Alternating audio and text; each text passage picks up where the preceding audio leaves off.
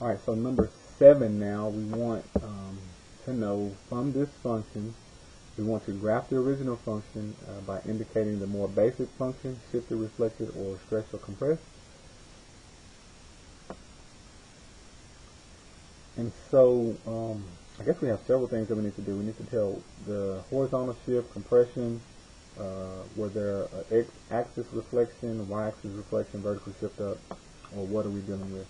Okay, so you got to know the parent function. Okay, so I see a cubic, a third power, so that's telling me a cube root. Basically, that's what you can kind of look at. Look at the root, look at the power. That'll tell you the basic function. Okay, so the basic function for this problem is number 7. Basic function is x cubed. This is what we started with. Okay, x cubed just kind of looks like this shape. This is the basic function. Okay, so when they're asking reflected, stretch, there's a lot of notes there in this section. I'll try to give you a rundown. So we'll have a function. We'll just call it f of x. And a might be something that happened to it. So multiply by a outside. In parentheses, we'll have bx minus c, and then plus d. Okay, so a is going to either occur in a vertical stretch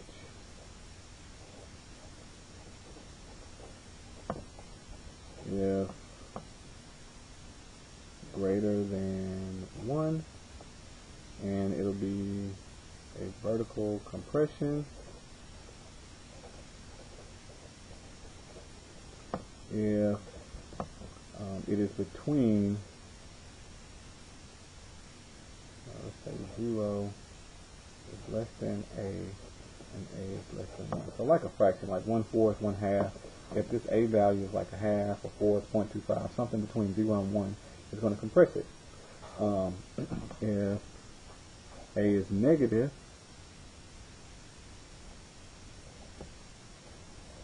so I'm abbreviated. If a is negative, then our graph will flip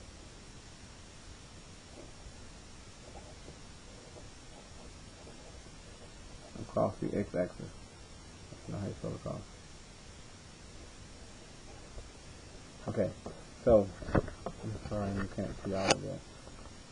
So I'm just saying V stretch, vertical stretch, vertical compression. If A is negative, it flips across the x-axis. So we will say x-axis symmetry. This is just what A does. Now B, C, and D all do something as well. So B, similar to A, instead of vertical and horizontal, vertical stretch and compression is going to be a horizontal.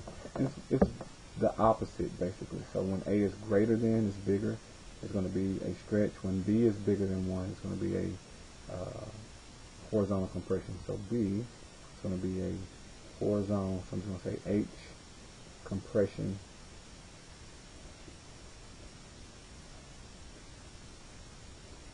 So horizontal compression if, and I could say A, if B is greater than 1. So it gets compressed.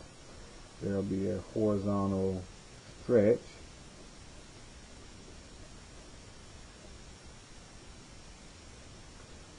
If 0 is less than B, which is less than 1. So if it's a fraction, half or something less than 1 between greater than 0, it'll stretch it horizontal direction. And then if B is negative, then we flip across y-axis. Okay, so these are the things that A and B determine. Okay, notice up here we have a minus C, so whatever the sign you see, we're going to do the opposite of what we see. So if we see a negative right here, C is negative, we're going to shift right, and if C is positive,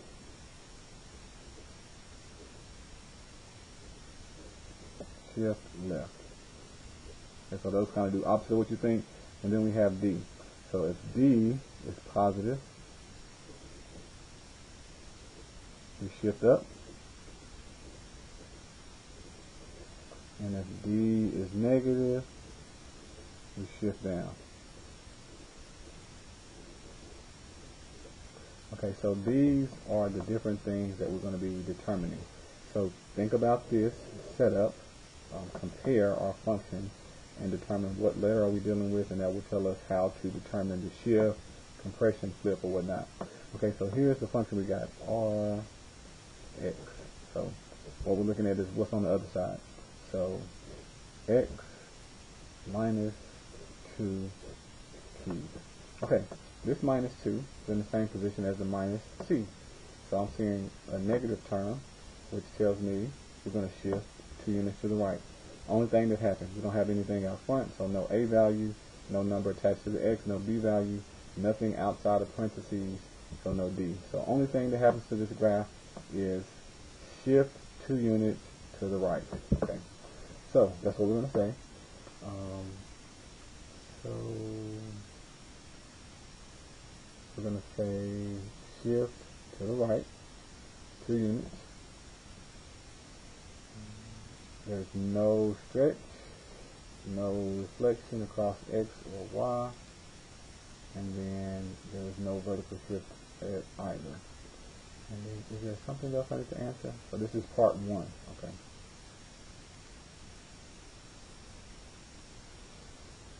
Alright, now part 2 wants us to determine the domain. Okay, so if we haven't talked about domain, domain is all real, okay, unless you have some of those problem areas. So there's three things we need to look out for.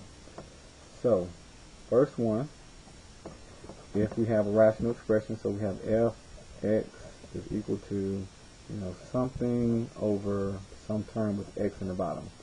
If we have something like this, then our domain is going to be restricted. Domain is going to be, take whatever's on the bottom, we say x not equal to 0, whatever's on the bottom, and then you solve for x. So whatever numbers you end up with, you will take those out of your domain, and then you'll be able to list your domain. So if it was just this, then I would say, okay, my domain goes from negative infinity to 0, and then we have to take, so think about like a number line. Let's say 0 is here. Since we can't divide by 0, we would take that out, and our number line would be split into 2 pieces. So if I remove that piece, there will be a gap, and we would have on the other side of 0 2 positive infinity. So you might have to do something like this, or you might just have strictly one side or another side. Usually this is the case if you have something with x in the bottom, you have to divide. Okay, so if you have this problem, you'll have a restriction. The next thing that we'll see, f of x equals to square root of some number. Now this has to be even. Okay, so there's like no number here, which is understood to be a 2, or there's a 4, 6, 8. If there's an odd number, you don't have to worry about this scenario. Okay, even whatever's under your square root has to be greater than or equal to 0. So this time your domain will be restricted to whatever's under here. We say x greater than or equal to 0, and you have to solve that. So whatever you get, we would set our domain up then. So from this point, our domain would be 0 in a square bracket, because equal to includes it, 0 to infinity, that will be in parentheses. So this is a square bracket.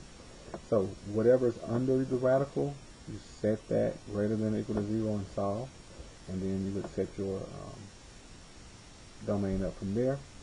And then if we had a law, which we won't see a whole lot of those, so we'll just focus on these 2 scenarios. So if you have a fraction, or if you have a square root, even degree, then our domain will be restricted. Otherwise, it's going to be all real. And I think our range is also all real. But instead of, we also have the diagram. Okay, so you know what the function came from. You know the most basic form of the function, which is cubic. Here you have all your domains and range listed.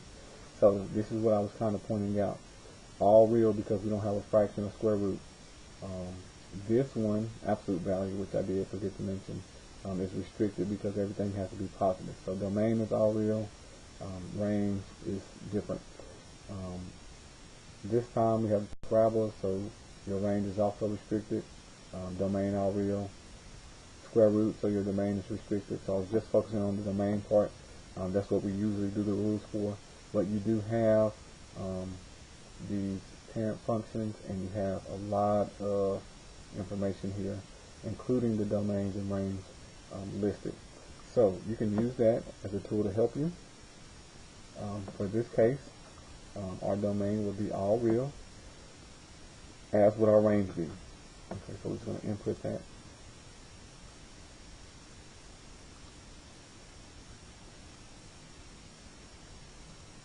So we're going to go from negative infinity to positive infinity. And then the range will do the same. Negative infinity to positive infinity.